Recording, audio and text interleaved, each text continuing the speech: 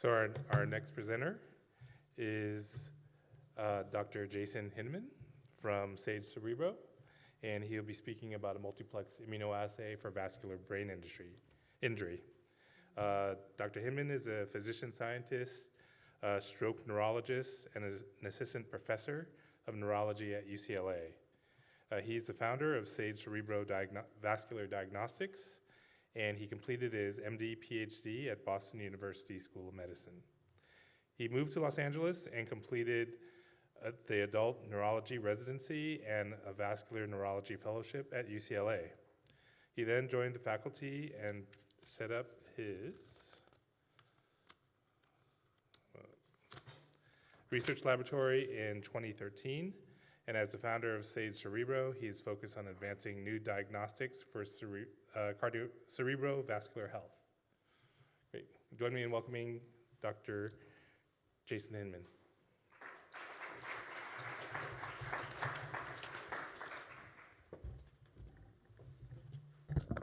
Thanks, Casey, and thanks to Josh and the Luminex team for the invitation, the opportunity to speak today. A little bit different than some of the things we've heard today, but I'm excited to be here and tell you about the work we've been doing at Cerebrovascular Diagnostics. What I'm going to talk about today is our efforts in the commercial space to develop a multiplexed immunoassay for vascular brain injury. And let me start with telling you why that might be important. So this is a patient of mine, he shown in the MRI scan there. He comes into the hospital with a small cerebrovascular event, showing the bright white signal on the left hemisphere of the brain, disabled from that stroke. It's, of course, a common and devastating neurologic disease, a leading cause of global disability and death.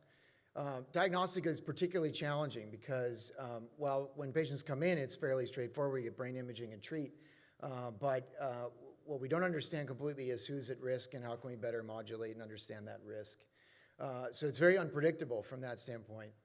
However, it is associated with defined risk factors, some of which we can measure. We put the patient in the hospital. We might do cardiac echocardiogram to identify structural heart disease. We might do a cerebral angiogram or cerebral angiography to identify major vascular stenoses or lesions. We might put the patient on a cardiac rhythm monitor to pick up atrial fibrillation or another stroke risk factor. And we might do blood tests to measure common understood risk factors like cholesterol and blood sugar. What's lacking in the field is a recognition that the vast majority of the brain is highly vascularized by blood vessels that we can't measure. There's nearly 400 miles of brain blood vessels. We measure less than 3% when you come into the hospital and get an MRI scan. And when these blood vessels are damaged by the risk factors I mentioned, they manifest like this on a structural MRI with bright white signal, generally in the deeper areas of the brain. And this reflects a diagnosis of chronic cerebral small vessel disease. And what we're trying to do at Sage is develop a novel blood test to try to measure the damage that occurs to these small blood vessels as it's a recognized risk factor for stroke and cognitive impairment over time. So thus then we started the company. We're currently based out of LA Biolabs in Los Angeles with the principle that we can take the signals that act on and produced by cerebral small vessels, intelligently cluster those, and then use that information to develop diagnostics for complex brain disease. And our first product is a blood test that will measure this brain vascular injury, and I think parallels the development of cholesterol testing for heart disease as a recognized risk factor that can be modulated. Our first in-class product, we'll be focusing on entering the dementia market, as chronic cerebrovascular disease is a leading risk factor for not only stroke, but also long-term cognitive impairment. And with that entrance, we think we can broaden access, accelerate diagnosis, improve the prediction and prevention of this disorder, and potentially reduce healthcare costs in the process. And importantly, the underlying principle is scalable and can offer innovative diagnostics for other neurologic diseases. Just briefly, this is my team. Most of the work I'm going to show you later on the slide deck is the work of our current lead scientist, Dr. Sadaf Pushi, who's been with us for the last year and a half, working hard on development of the assay. I'm going to start by showing you some of the published work that led to the intellectual property that we're working with at Sage. So in that work, we tried to identify the role of peripheral inflammation as a potential biomarker for white matter injury. We did that by studying 167 patients at risk for or having elements of cognitive disorder. They underwent a 3-Tesla MRI and a time-locked serum sample collection. And then we used a multiplex custom Luminex assay to measure several of the inflammatory molecules that are pictured in this network. Many of them had been previously associated with cerebral small vessel disease, but in this publication we made the link that these are part of a functional network of inflammatory signaling, and thus we're able to use them together to generate a single composite score that might represent the presence of MRI imaging, and thus advance a plasma or a serum-based diagnostic in adjunct with the MRI scan.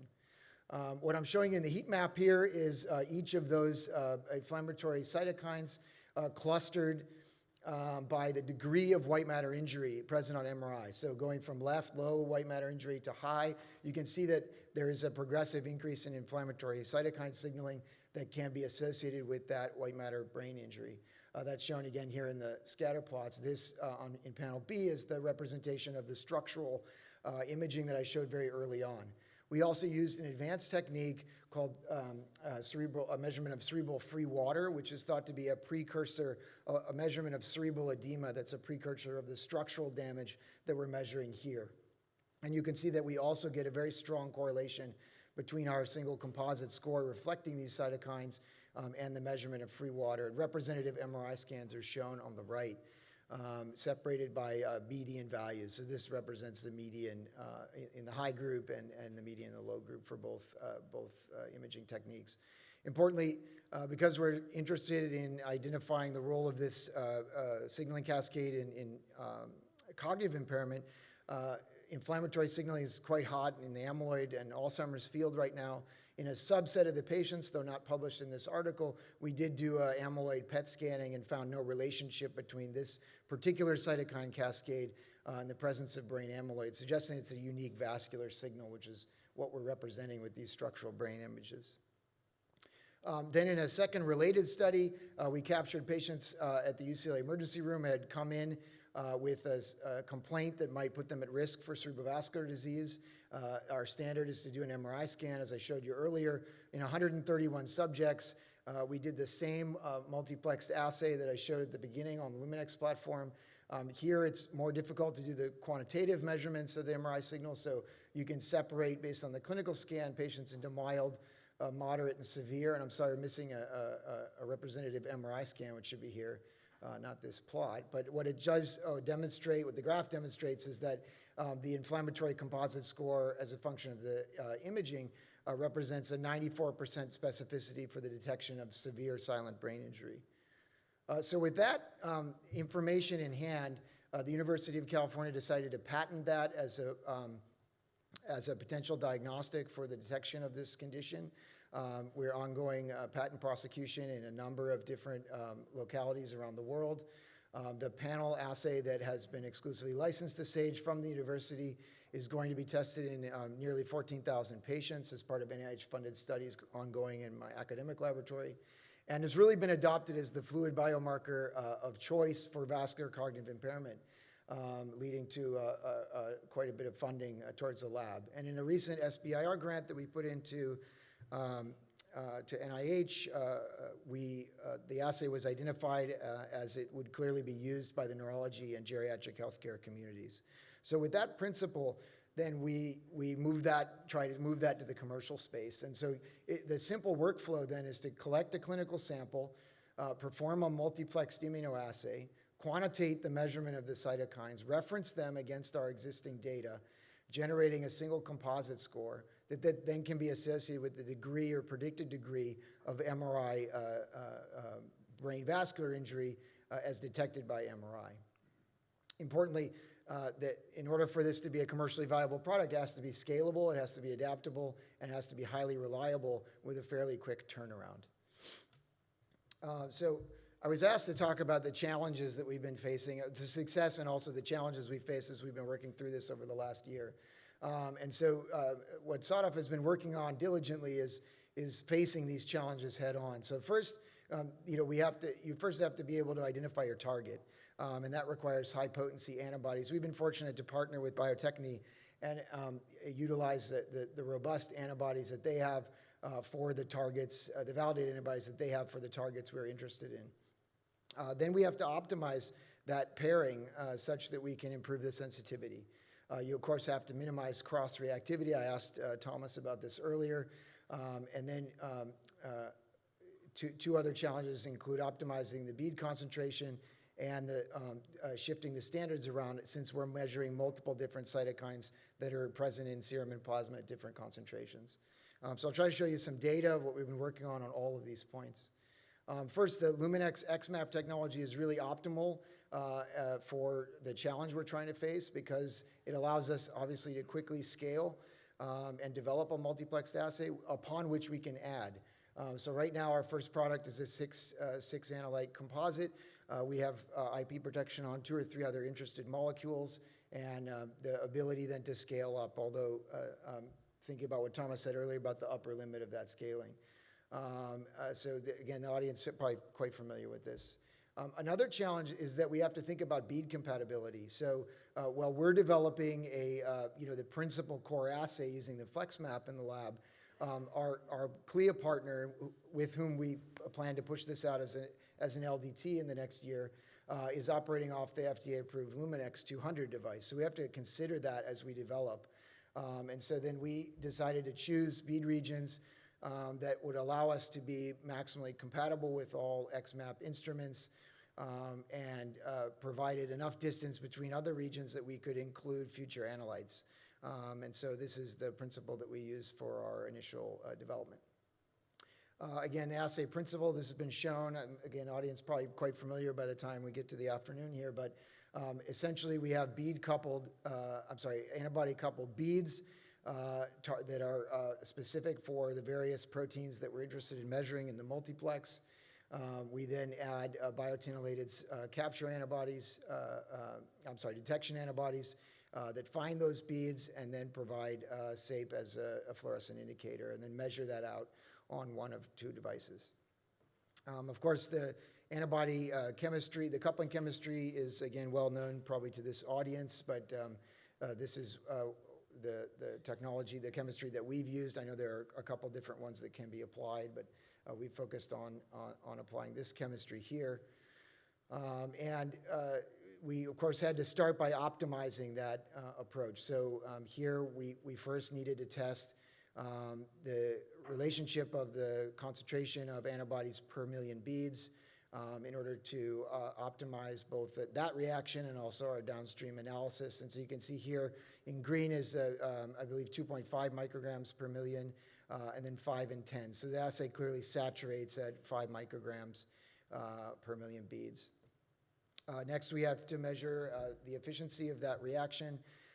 And so here I'm showing you the data across the multiplex with the efficiency of the coupling reactions as a function of the net MFI that we're measuring. And so we can skip through that quickly. Another core issue in a multiplex, particularly here, is the cross-reactivity between analytes. And so, of course, you want your bead-coupled antibody to find its target antigen, and then the detection antibody to find it again. And you don't want any cross-reactivity with non-target bead regions. And so what you can see in our 6-plex is that we have very high primary sensitivity with reasonably low cross-reactivity across the entire matrix here. We still have one analyte that we're working on a little bit, but mostly this is a very reliable assay with little cross-sensitivity. I mentioned the other challenge that we face, which is to optimize the measurement of the particular analytes that we're interested in, all at different ranges within the assay, or within the potential sample. And so here you can see a plot of the standard curves that we've generated in the initial development for the 6 analytes. In the shaded boxes are the target ranges, the reference ranges from our prior work. So you can see that we've tried to tweak that and optimize that so we're in the strong upslope of the curve for the majority of the analytes, and the concentrations not so relevant for the audience, but pictured here on the right. Again, detection across devices is a core issue as we develop this new diagnostic, and we're seeing some important differences in the sensitivity between the device we're using at Sage, the FlexMap 3D, and the Luminex 200, which is available at our CLIA partners. So we've had to do some re-optimization of the standard curves such that we can create the same kind of upslope within the target ranges on the Luminex 200. And so we've had to do some important work on that. You can see I don't know if the back of the room can read, but the net MFI detection is much more sensitive on the FlexMap 3D than on the detection device in the Luminex 200. So we're still working through some of this, but clearly there's some important differences at this early stage. Next, we've had to focus on analytic sensitivity, and again, just highlighting the differences between devices. So these are they're on different scales, which is why they're two different graphs, but they represent the lower limits of detection on the FlexMap for several of the bead regions and analytes that we're interested in. And you can see, again, we have some important differences that are present between the different analytes across the multiplex. And then again, the scale here is quite low, much lower than on the FlexMap. And what you can see is that we have different limits of detection across devices. So again, a challenge that has to be met as one tries to develop a commercial product. We've just now recently moved into human sample assay validation, and so I'll just show you a little bit of that data, starting with spike and recovery experiments. Here's a heat map of human serum detection across the 6-plex. And you can see, again, the concentrations vary widely. This should be concentration, I believe. And then we do see, for most of the analytes, a robust effect of the spike, and the percentages, the spike and recovery concentrations are set here. The blue is the neat sample, the orange is the spiked sample, and you can see the percent recovery is mapped here. So again, we still have some work to do. We're close on the ranges, but still some work to do in sort of optimizing this element and the effect of the matrix and the dilutional effects. So our next steps in timeline are, as I showed you right now, we're sort of moving the assay into human serum sample testing within Sage, within the Sage laboratory. In the early part of next year, we're hoping to parallel that work in the CLIA environment with our partner, and then begin scale up and hopefully product launch as a novel diagnostic for vascular brain health in the second or third quarters of next year. So I'll just conclude there and say that I'm trying to show you that in a limited amount of time that silent brain vascular injury is a common and progressive disease that increases the risk for both stroke and cognitive impairment and dementia. That chronic vascular risk factors are a key driver of that through inflammatory signaling, and this can be potentially therapeutically targeted if we can recognize it diagnostically. And then again, important to develop analytically reliable biomarkers as a precursor to targeted therapeutic development. And then I hope I convinced you that our inflammatory composite score is a robust multi-analyte measure, both of the chronic cerebrovascular injury that one can measure on MRI, as well as the precursor cerebral edema that can be present before that disease is manifest. You can learn more about the lab or the company via the QR codes, and again, most of the work I showed is that of Dr. Sadaf Pucci. We're grateful to be partnered with Cell and Biomedical, our CLIA lab partner, and I just acknowledge the folks who have been doing the work there. And of course, our corporate partners, Luminex and Biotechne. I'll stop there and happy to take questions.